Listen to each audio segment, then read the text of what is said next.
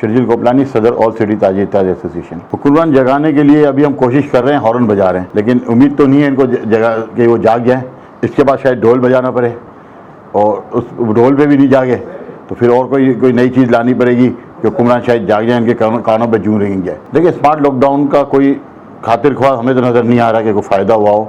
और जिस तेज़ी से कोरोना ऊपर जा रहा था, जिस वक्त शुरू में इन्होंने लॉकडाउन किया था, तमाम ताजिर तंजीमों ने उसकी हिमायत की थी। खुसूसन सिद्दीक़ हुकूमत ने जब लगाया था उसी वक्त रात को 11:30 बजे एडमिनिस्ट्रेटिव ऑर्डर के तहत हमने उसकी हिमायत की थी। और इस पर अगर ये उस वक्त 15 दिन के अंदर इसको ख़त्म कर देते और इसको सही तरीके लॉकडाउन कर दिया जाता तो हम कोरोना वायरस से बच सकते थे। लेकिन हुआ ये कि लॉकडाउन के चक्कर में हमारी मईशत भी तबाह हुई, ताजिर भी तबाह हुआ और आवाम भी जो है कसम बरसी का शिकार हो गई। देखिए, कराची इलेक्ट्रिक जो है वो सिर्फ एक माफिया है।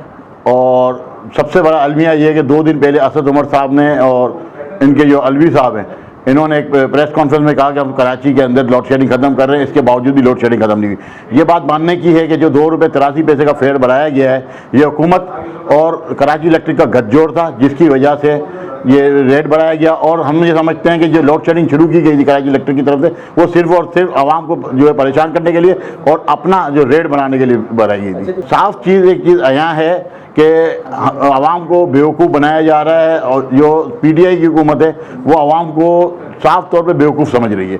जब वज़ीर आज़म उनका है, जब सदर ममलकत उनका है, गवर्नर सिंध उनका है, और इसके बावजूद अगर वो एक इदारे को काबू नहीं कर सकते तो इसका मतलब ये है कि वो आवाम को बेवकूफ़ समझते हैं और बेवकूफ़ बना रहे हैं। सबसे बड़ा मसला था जो उन्होंने जितनी करप्शन की है, आज तक ना उनकी करप्शन रोकी गई और अबराज कैपिटल उनके सही तरीके से फाइनेंशियल है। अब तो ये बात आवाम के मुँह पर भी आ चुकी है कि जो PTI की हुकूमत जो चला रही है, जो उनका फंड आ रहा है, वो कराची इलेक्ट्रिक से जा रहा है। जो रेट इन्होंने बढ़ाए हैं उसकी वजह से हमारी मईशत वैसे ही कमज़ोर है और ज़्यादा कमज़ोर होगी।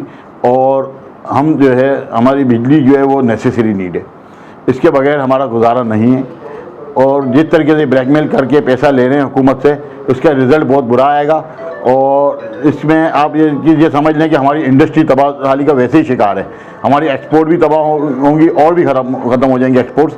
और इसके अलावा हमारी इंडस्ट्री इस वक्त जो है वो बंद होने की पोजीशन में आ जाएगी। मुझे ये लग रहा है कि जो मुल्क दुश्मनी का जो किरदार है वो हमारी फेडरल गवर्नमेंट कर रही है।